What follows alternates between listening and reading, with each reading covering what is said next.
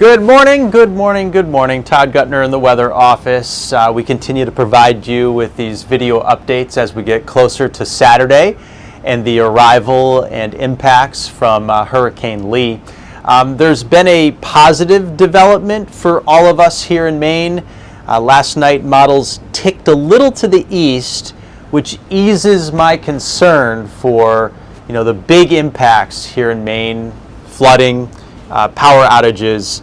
Coastline still looks like it's going to take it on the chin, but probably less in the way of power outages, less in the way of a flood threat. We'll discuss all that in a second.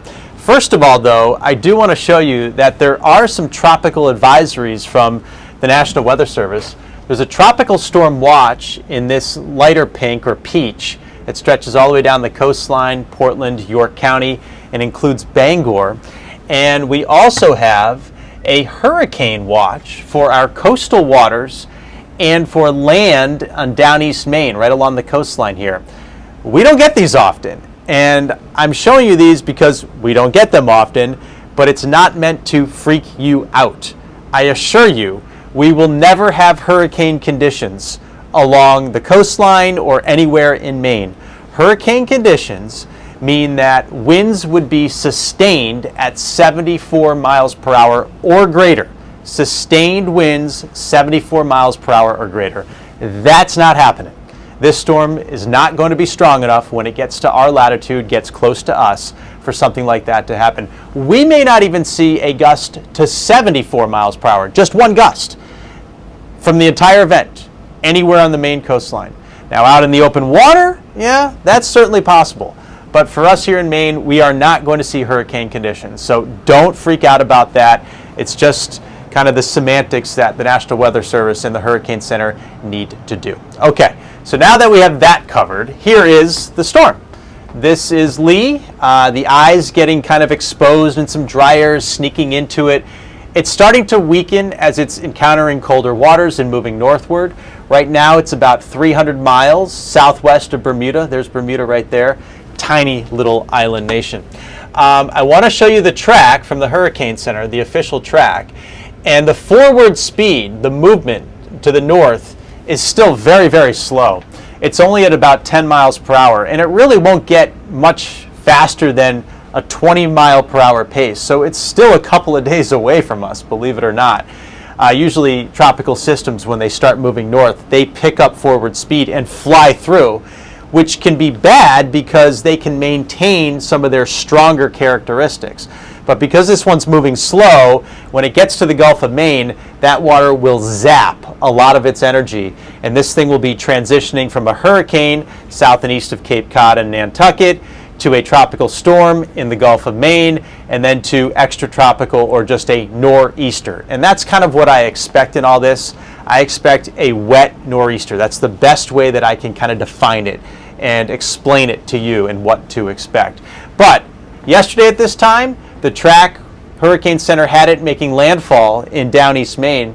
Now it has shifted a little bit to the east, maybe clipping the tip of Nova Scotia or heading up through the Bay of Fundy. So that again eases my concerns a little bit, just enough for the worst case scenario off the table, widespread issues off the table, that kind of thing. This is Saturday at 3 o'clock. It's in the Gulf of Maine, and then late Saturday night and Sunday morning, it's moving away from us. So let's talk about some of the specifics here. First of all, let's cover the wind. Power outages, yes, are still on the table. So that's still a concern. As we look at the winds, we likely will see some gusts that are going to be between 40 and 60 miles per hour. The gusts that could get close to 60 are probably the down East Maine coastline, and that's just due to the proximity to the center of the storm. The rest of us will likely have gusts around 40, 45, maybe 50 miles per hour. I would say that that's the top end at this point. The threshold for power outages is way lower in these warmer months. We have leaves on trees. They add weight to the limbs, and they also act as sails. And also complicating things this year for power outages, all the rain we've gotten this summer, the soil is super wet and saturated. In the wintertime, the roots are frozen solid. The ground is frozen solid, and that's like cement around root systems, and it's harder to topple trees. They may snap, but uprooting them is a lot more difficult. In this case, because the ground is saturated, roots are going to be compromised a little bit. It'll be easier to topple a tree. Now, I don't know that 40 or 45 miles per hour could do that, but 50, 55, 60 could. And that's why there's still concern for power outages. At the moment, widespread, unlikely. Scattered, yeah, because we're going to see gusts 40, 45, maybe 50 miles per hour, and then the down east coast could see a gust to 60 miles per hour. So yes, there are going to be power outages. Prepare as if you're going to get one. That means if you have a generator, go get some fuel. Get those gas cans filled up. If you don't, thankfully it's not the cold season. You don't have to worry about heat at this point, and it's not going to be super hot following this. You don't have to worry about air conditioning at this point either. But batteries for your flashlights, and make sure your cell phones are charged leading up to the storm and throughout the day on Saturday. When you're just hanging around the house, just have it plugged into the charger, because that'll keep it charged in case you need it. So that's the wind and that's the power outage. Let's go to the flooding concerns. Most of our flash flood guidance, which takes into account soil moisture, and rain rates and stream flows and levels of stream water and river water, that's all factored into this. Most of our flash flood guidance points to a lot of the state being in a 2 to 3 inch threshold that it could hold for a 6-hour period. Tropical systems can easily drop more than that in a 6-hour period. And in this case, I think the most susceptible areas for flash flooding down east from Bangor to the Canadian border, and then obviously our friends over in New Brunswick and Nova Scotia. But this is going to be where the strongest, heaviest rain bands set up, and where they set up the longest too. That doesn't mean that we're going to see some of them rotate back to the west. We will. At the moment, it doesn't look like we're going to have significant rain over southern and western Maine. It'll rain, and it'll rain a lot of the day, but it's also going to start breaking up a little bit in the afternoon and become more showery. Now, it is going to look pretty dramatic, I think, during the day, especially when it's raining. It'll be raining sideways. Limbs and leaves will be rustling all around and going back and forth. So, we don't get big wind makers like this for a long period of time, all day Saturday, in the summer months too often. So it'll be kind of surprising and awing in a way when you look out the window, or if you walk around the neighborhood or wherever. It probably will look pretty impressive. Even though the wind's speeds aren't going to be much more than 40 miles per hour out of this. So again, that's the flood threat, highest right now in eastern Maine. The wind we covered.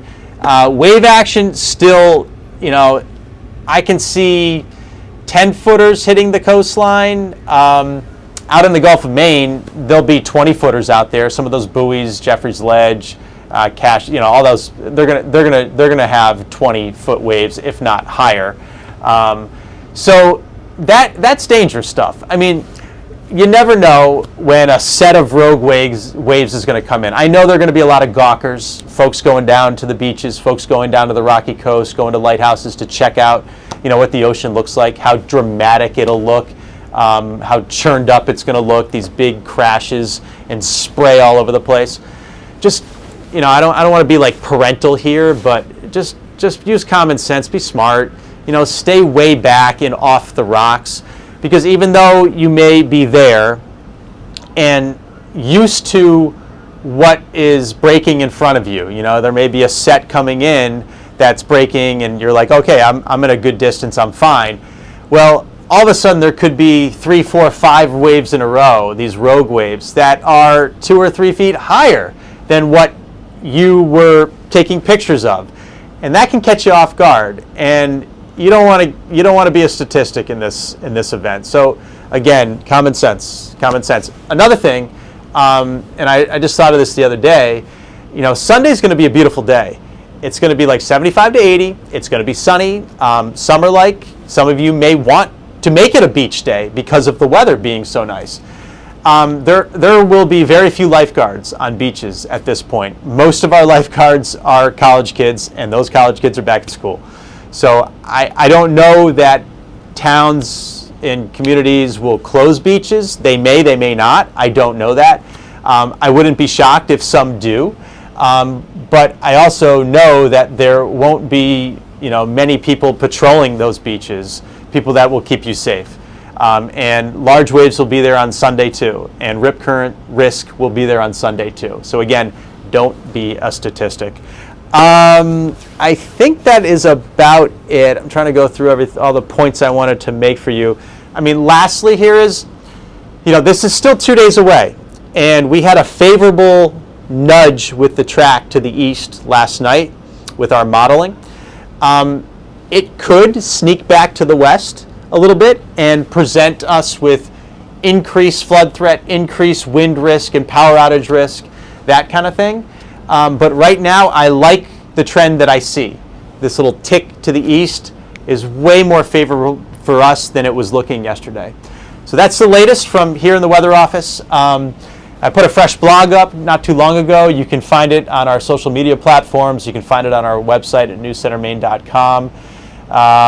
If you're interested, you can follow some of my personal stuff, my Instagram. It's Todd_Gutner. You'll find fun stuff on my Instagram, and then more serious stuff on my Twitter, which is also Todd_Gutner. And that's about it. Let's see, we have our whole team basically working the next few days.